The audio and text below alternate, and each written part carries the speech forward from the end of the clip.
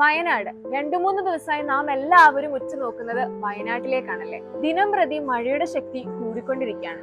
നമ്മുടെ എല്ലാവരുടെയും ഉള്ളിലച്ച സംഭവമായിരുന്നു വയനാട്ടിലെ ചൂരൽമലയിലും അതുപോലെ തന്നെ മുണ്ടക്കൈയിലും നടന്ന ഉരുൾപൊട്ടൽ. എന്താണ് ഉരുൾപൊട്ടൽ? മുണ്ടക്കൈ, ചൂരൽമല ഇവ മലയോര പ്രദേശങ്ങളാണ്.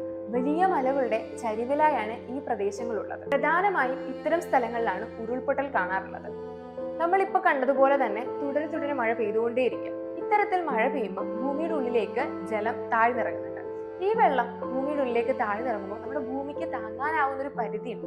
ആ പരിധിക്ക് അപ്പുറമാകുമ്പോഴത്തേക്കും ഈ വെള്ളം പൊട്ടിപ്പുറപ്പെടാൻ തുടങ്ങും. മേൽഭാഗത്ത് നിന്നും പൊട്ടിപ്പുറപ്പെടുന്ന ഈ വെള്ളത്തില് ഒരുപാട് പാറകളും കല്ലും മണ്ണും ചെളിയും ഒക്കെ കൂടെ നിറഞ്ഞ് വളരെ വേഗത്തില് താഴ്ന്ന പ്രദേശത്തിലേക്ക് എത്തുന്നു. ഇതാണ് ഇത്തരത്തിലുള്ള ദുരന്തങ്ങൾക്ക് കാരണമാകുന്നത്. ഓരോ മണിക്കൂറിലും മരണസംഖ്യ വളരെയധികം കൂടിക്കൊണ്ടിരിക്കുക. നമുക്കൊന്നേ ചെയ്യാനാവും, ഒരുമിച്ച് നിന്ന് ഈ ദുരന്തത്തിനെതിരെ പോരാടാം.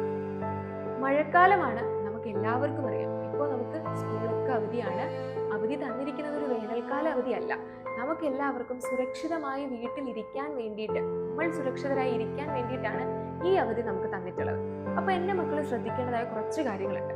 മഴക്കാലമാണ്, തോടും പുഴയും ഒക്കെ നിറഞ്ഞു കവിഞ്ഞൊഴുകുന്നുണ്ടാവും. വെള്ളം നമുക്ക് കാണുമ്പോൾ ഇറങ്ങാനുള്ള ഒരു ടെൻഡൻസി നമുക്ക് പൊതുവേ ഉണ്ടാവും. അപ്പം വെള്ളത്തിലൊന്നും, പുഴയിലോ തോട്ടിലോ ഒന്നും പോയി ചാടാതിരിക്കുക. കാരണം വെള്ളം അതിവേഗത്തിലാണ് ഒഴുകുക. അപ്പൊ ആ ഒരു ഫോഴ്സിനെ കൺട്രോൾ ചെയ്യാൻ നമ്മളെ കൊണ്ടാകില്ല. അതുപോലെ തന്നെ നമ്മുടെ വീടും പരിസരത്തും ഒക്കെ ആയിട്ട് വെള്ളക്കെട്ടുകൾ കാണാൻ കഴിയും. നിറയെ വെള്ളക്കെട്ടുകൾ ഉണ്ടാവും. അപ്പൊ അതിലൊന്നും പോയി ചാടരുത്, അതിൽ കാലുകൾ കഴുകാതിരിക്കുക. കാരണം ഈ വെള്ളം എവിടെ നിന്നാ വന്നതൊന്നും നമുക്കറിയില്ല.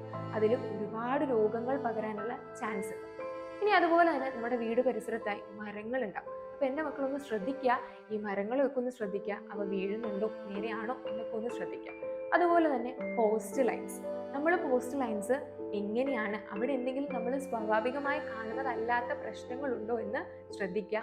എന്തെങ്കിലും പ്രശ്നങ്ങൾ എൻ്റെ മക്കളുടെ കണ്ണിൽ കാണുന്നുണ്ടെങ്കിൽ പെട്ടെന്ന് തന്നെ അധികൃതരെ അറിയിക്കുക. ഗവൺമെന്റ് നൽകുന്ന നിർദ്ദേശങ്ങൾ നിർബന്ധമായും നമ്മൾ പാലിക്കണം. അതുപോലെ തന്നെ നമ്മുടെ പേരൻസ് പറയുന്ന കാര്യങ്ങൾ നിർബന്ധമായും പാലിക്കുക, അവരെ അനുസരിക്കുക, സേഫ് ആയിട്ടിരിക്കുക, പഠിക്കാനുള്ളത് പഠിക്കുക. കാരണം ക്ലാസ് ഒന്നും ഇല്ല എങ്കിലും നമുക്ക് പഠിക്കാനുള്ളത് പഠിക്കുക, സേഫായി വീട്ടിൽ തന്നെ ഇരിക്കുക. നമ്മുടെ സുരക്ഷ നമ്മൾ ഉറപ്പുവരുത്തുക.